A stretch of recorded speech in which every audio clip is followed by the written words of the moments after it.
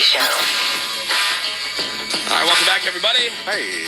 Tuesday morning trending news headlines. The Greg Gorey. Well, there is some pilot drama, major pilot drama. Oh my and then God, there's this some is crazy. flight drama as well. Starting with that pilot drama, this is so scary. An off-duty pilot has been charged with 83 counts of attempted murder after he tried to shut off the engines by pulling the fire extinguisher handles on the engines. This was a Horizon Airlines flight. Horizon is a subsidiary of Alaskan Airlines. Yeah. And this happened Sunday on a flight from Everett, Washington to San Francisco. The off-duty pilot was in the cockpit, or the flight deck, as they call it, in the jumper seat, and he pulled the fire extinguisher handles on the engines, and the flight crew managed to jump the guy, subdued him, and then handcuffed him to a seat, and then the flight was diverted to Portland. The guy's name is Joseph David Emerson, now charged with attempted murder, and the FBI is investigating. Here's some audio from the cockpit radioing in about the whole thing. We got the guy that tried to shut the engines down out of the cockpit, and he doesn't sound like he's causing any issue in the back right now. I think he's subdued. Other than that, we warn law enforcement as soon as we get on the ground and park. Crazy. Wow. Number one, how do you say so calm? And number two, why are pilots always that calm? Like whenever they get on the intercom or whatever for the plane, they go, Can't hear him. it's always that deep breath. Well, folks, from the flight deck,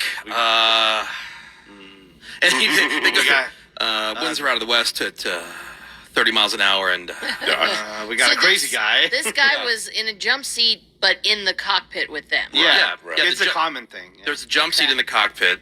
You know, it's just a little fold down. And what does pulling whatever he was trying to that shuts the engine? Like if there's a fire in the engine, okay, you pull the fire extinguishers that are built into the engines. It'll kill the fire, but also kill the engine. So, like, if you have a fire in one engine, that way, you don't have a bigger problem. It'll kill the flame and the fire in the engine, but it'll shut that one down. Now you're flying on one engine. He did that for both engines, trying to shut them both down. Okay. And so these guys, successful. and so you just ended the jump seat benefit for everybody. I know. Yeah, that'll For all probably these other change. pilots. You just ruined it. You just ruined jump seating. Jackass. God, that's so scary. Yeah. I can never hear the pilots. It's just like, It's either that They're or like Charlie Brown teachers. yes. it's either that where you can't even hear it, or it's Can't even hear it. 1,000 decibels, where it's piercing your ears. Oh, I wish Super I had loud. that. I can never hear a word they say. This is why I think murder should be legal. Is where if Just kill somebody's jump seat messing guy? around Right. like that, So sorry, scary. you're done, bro. And then in flight drama, there was a near miss in Portland. A couple of jets came within less than half a mile of each other, and one was an Alaska Airlines flight that left Southern California heading to Portland. The other was a SkyWest plane. It was just taking off, and it was the Alaska plane that aborted the landing when air traffic control told them, hey, you're within 1,800 feet of each other horizontally and then 250 feet of each other vertically. And Oh my God. In the flying world, that's very close. Very close. Yeah, they call that a near miss. Yeah, near miss, they say, is, a near collision is when it's within 500 feet. Oh, okay. Ugh, Damn. so this is a near miss. FAA investigating what the hell went wrong, or rather what the hell almost went wrong. Right. Hey, Greg, I hate to break it to you, but we just booked another business trip we haven't told you about yet. Oh, good. Yeah, Good. get ready. It's a really long flight. Excellent. On Fantastic. a prop plane. Oh, Yeah. good. I do feel safer in bigger planes, like when, we all get envious of celebs who fly private jets. And I think if you're taking a private jet to Europe, it would be way too scary. Really? Taking it domestically, I could maybe handle, but Bigger planes are safer planes. They feel that way. He might be able to handle a private plane, guys. Oh, maybe. Yeah, he might But be able to not handle to it. No, Europe. but I mean, if somebody handed me the keys and said, "Hey, you own this jet," I would never use it. I would Really? Oh, I my would. God. I would. Would you let me all use day. it? I would. I would only charge you like $50,000 Nice. per ride. Oh, Woody, I gotta send this to you. John Travolta, he's like super into airplanes. Mm-hmm. He was doing a tour of the Boeing business jet. It's like basically like a regular jet, but made into a private jet. It is so awesome. I thought he sold that. He had that big plane. but no, he was doing like a He was tour just at doing a Boeing tour. or something. like Oh, that. Yeah. okay. For Boeing. He had this giant plane. He took a bunch of Oprah viewers with Oh, that's Oprah right, yeah. on a flight. It was like an old Qantas jet that he bought. Yeah, I mean, this giant plane that he owned. But then he was parked in flying his it, right? front yard. Yeah, and it was like the last flight that he was doing. So he took Oprah and he took a bunch of her viewers. He was the pilot. Wow. Yeah. Took them all to Australia. How's their pie? Oh, how's that? Damn. Yeah. That's be pretty cool. Like that'd be fun. Like that I want would to be weird. I want to fly any plane. I think it'd be really fun to fly the big stuff. Yeah, especially with It's John more fun Travolta. to drive bigger things like big trucks and. But Yeah, I that's love pretty doing fun. that. I That's love pretty driving fun. big trucks and And with John Travolta, the bigger the better. he's like, dude, remember when you did Grease? Yeah, you remember that? It is like that. Hey, do you remember Look Who's Talking, dude? Yeah. Remember Swordfish? Yeah, remember And that? he was a pilot in Look Who's Talking. Oh, dude. Oh, he was? Yeah. That's Yep. right. You know what it's like? It's Yeah. like, John, remember Saturday Night Fever? Yeah, Yeah, dude. remember that, dude? You remember that? Yeah. That is what it's like. Yeah. A couple more hostages. They've been released from Hamas custody. They arrived at the border between Egypt and Gaza. Those two hostages are both Israeli citizens, both older, by the way, 79 and 85. I'll be honest, I was surprised they were Israeli citizens. I'm like, I can't imagine they're going to release anybody from I Israel. didn't think anybody would be I could see them released. releasing people who were there from other countries or whatever. Right. But releasing anybody from Israel, I was pleasantly surprised, but I was surprised. Yeah. Last week they released two American hostages, a woman and her 17-year-old daughter. I don't know if it's been confirmed, but the latest I heard, there's still 10 American hostages. Meanwhile, the You also got to wonder, like, what do they get for that? We're always making deals. You remember, like, to get Brittany Griner back, we had to, wonder. like, give them that awful dude. arms dealer. Yeah. Right. Like, Exactly. like the murder man, whatever the hell his name was. Yeah, right. He had some crazy, like, nickname. Nuclear assassin or Yeah, something. yeah, like that. exactly. It was like worst man on earth. Yeah. That was Something his like nickname. Yeah. Right, So we can exact- get Brittany Griner back. Right. It was worth it, I think. I'm so happy she's home. We got a lawsuit in the news that's been filed against Panera Bread.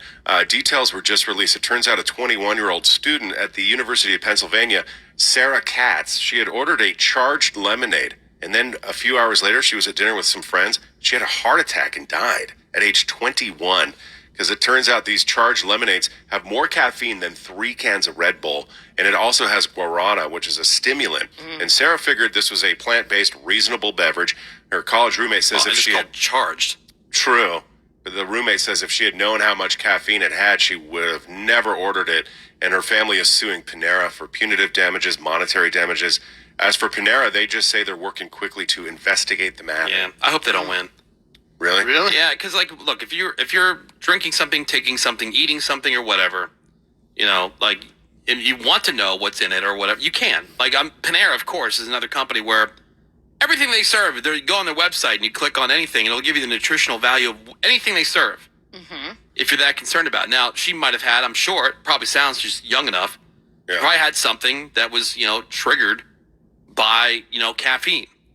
It's Right. that she didn't know about. That's not necessarily Panera's fault. If they have an energy beverage or whatever, Truth. Yeah, but they You don't know? say anywhere here when they're explaining their drinks just how much caffeine is in it. they can't put a big billboard on top of everything on the soda fountain or everything at the, like on every ketchup packet about, every little thing that's on it. Like, if you are interested, the information's available. It's not, Where? and it's called, not on Panera's website. it's called charged whatever. Yeah, but It's that, an energy thing. Yeah, but I would just think it was I think like just Yeah. a Red Bull. I didn't think it would Yeah, I be 3 think- Red Bulls. Like Panera's some- in real trouble here. some things are just unfortunate, and it's not necessarily anybody's fault. well, you this, know? this is the type of lawsuit that's going to take years. Yeah. And they're going to have to prove that she Yeah. died from this. And it sucks directly. that it sucks that she Yeah. died, and I'm guessing she probably had something, some other condition that she wasn't aware of. Probably. Yeah. You know? But Right. they don't definitely. All they say is it's the ultimate energy drink, guaranteed to charge up your day. That says to me, this is like a Red Bull. It's Right. powered by clean caffeine from Whatever that guarana means. and green coffee extract. Okay, but So- I'm sure you can go somewhere. They have to have it. It's On not every- on. I'm looking right at their breakdown of it on their website. The breakdown of what? What Of these the drink. drinks are. These charged These lemonades. charged lemonades. So there's not like a nutritional value, Nope. like the calories. There's no caloric count There's here. no asterisk that mega caffeine. No. Merchant of Death was that douchebag's name, by the way, That's it. that we That's it. gave up for Brittany Griner. Brittany Griner. Hey, you want this Merchant of Death? All right, well, you got to give us. Who approved that trade? If I try to do that, like in WNBA 2K or whatever on PlayStation, they would not approve that. No, not at all. You know how you could do like trades in some of those sports games? Yeah. Even the sports game wouldn't approve that. Like, this is Merchant of Death, right? Right. Do you understand this, Trey? Do you understand this? Right. Let's end on something that sucks, but I think the visual is hilarious. So there's this, in the Russian village of Gorky, a pipe burst at a school, and it sent a blast of heinous raw sewage all over a teacher and a student. The student was. How is that funny? The visual's pretty funny. A student was on a bench using his computer. The teacher was standing next to him, leaning against the wall, and all of a sudden, this sewage pipe burst and the wall exploded. High pressure blast. Yeah.